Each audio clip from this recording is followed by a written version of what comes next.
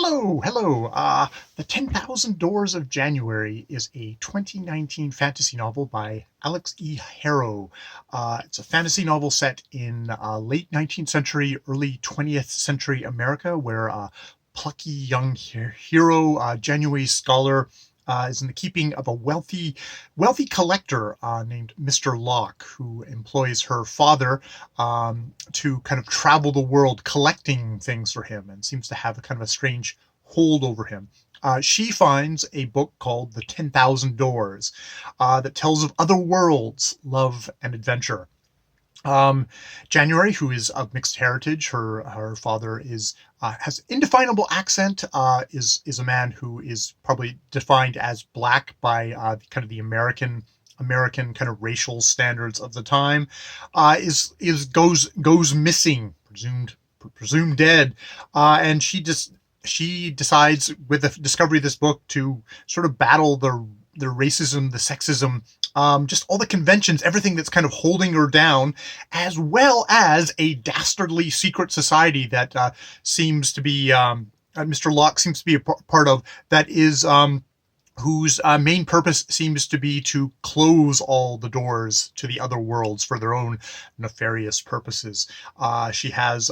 There's a handsome fellow, kind of a young kind of delivery guy, who's one of her companions, a actual wise nanny who's been hired by her father before he went missing, Jane, who's from West Africa. And seems to have her own interesting past. She's got a vicious dog, gift from the handsome fellow Samuel, Sinbad, but basically is bad. And all these kind of compatriots to kind of aid her as she goes. She kind of breaks free of a lot of the restraints. Literally gets restrained in this novel in a very kind of classic way that women were dealt with, and troublesome women were dealt with in this time period, battling to have her adventure, get to have her adventure of life. So yeah, the book is divided into two narratives. There's first is we have January, who is telling her story of breaking free from Mr. Locke and his compatriots' control. And then there's a second narrative within this, which is the narrative in this book, The 10,000 Doors, which is tells the story of Adele Larson, young girl at the beginning from Kentucky, and the narrator of this book, Yule In, who is the author, and it's sort of their search for each other across worlds, and kind of this multiverse, and through all the doors, all the doors of society. That structure is where we get kind of really the voice of the story. It's very much told as it opens with Jane kind of addressing the reader, and her narrative. It is very much in the moment. It's her telling it as it sort of feels like as it happens. We're getting a lot of kind of sensory data. It does have kind of a love of language, a love of writing, and that makes sense because one of the kind of the key kind of magics in this book turns out to be writing, and the power that January has of that. There is sometimes in the book where it does fall into that thing of like, I'm a love of writing. I love writing. I love stories. But sometimes when you get books that are like, yes, stories are magic. Stories are wonderful. Stories will reshape the world. There's a counterpart of me that kind of goes, are we just congratulating ourselves here? So depending on what your tolerance is for that sort of thing, you may enjoy or not. I think for the most part, Harrow kind of balances that I didn't get too kind of, oh yes, isn't writing wonderful? Even though I think my writing is wonderful, I wouldn't have this booktube channel. January definitely has a contemporary voice. I've been reading a lot of fiction, unfortunately not by women lately, but by Gustavus W. Pope and Edgar Lester Arnold and Edgar Rice Burroughs, which is the voice of this time. So there is a even in those kind of popular pulp fictions, which actually in the book January is interested. She gets brought Argosy magazines, which have all these kind of adventure stories, boys' adventure stories, because girls aren't allowed to have adventures at this point apparently. So it's got a bit of that higher diction. That said, January, maybe because she is an outsider, you can use that kind of a justification. She is someone of mixed heritage. She's an outsider to this society. Does have what would it's kind of unavoidably they're very contemporary views of she's not internalizing, oh, I'm a woman, I should actually be kind of meek, or I should, which isn't to say there weren't radical women of the time. It's just that January has been sort of in the keeping of a very conventional, controlling fellow in Mr. Locke for such a long time. It's sort of hard to believe that maybe she wouldn't be so kind of up to date in her attitude. That said, a lot of the people around her are shown with a lot more kind of contemporary attitudes of the day. Now, because of the structure of the book, that a lot of this book is a search. It's a search for her parents.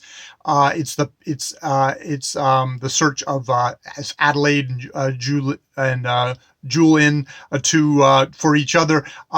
She doesn't get to really kind of connect with other people in the book in a way that was slightly frustrating.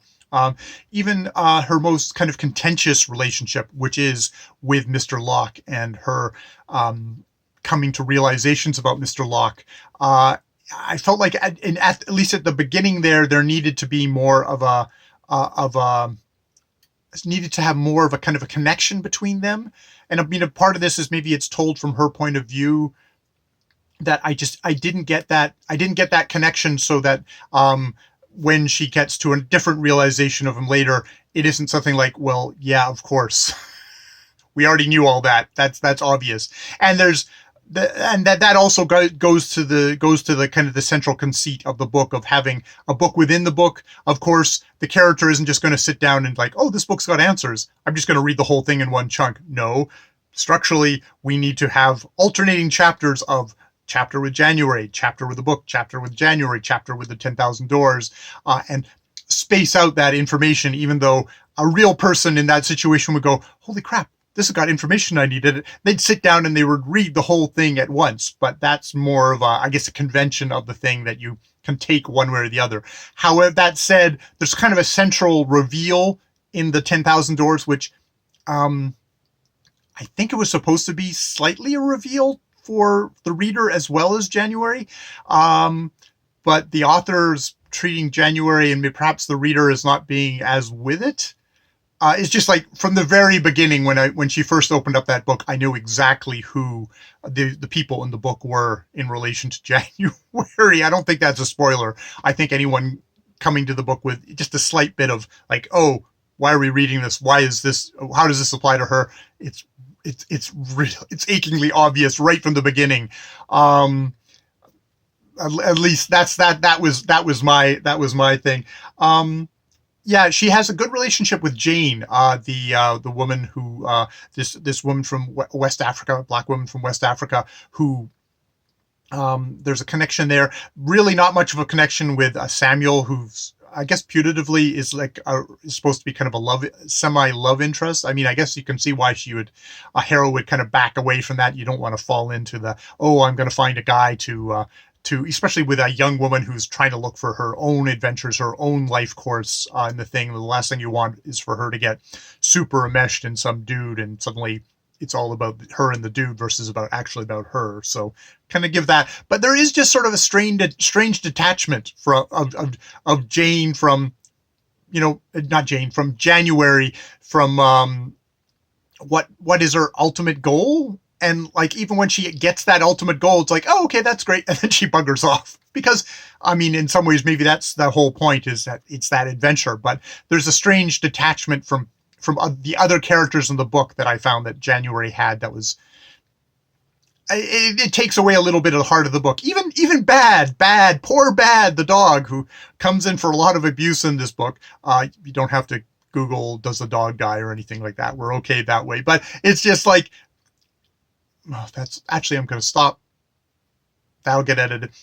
Even Bad, who comes in for a lot of abuse here. Can I criticize a book for saying like I didn't feel there was enough of a connection. I didn't get enough personality of Bad in the book. I'm looking for, obviously the dog. If you're going to have a dog in the book, you got to get really on point with your dog personality and stuff like that. Yeah. So it's pause. So yeah. In the end, I enjoyed it. It was an adventure. It was an adventure book. I can see this very much as, it's as a YA book for younger women, and just kind of going for the adventure. I felt like it was let down by the fact that I didn't feel like she had enough connection with the other people in the book.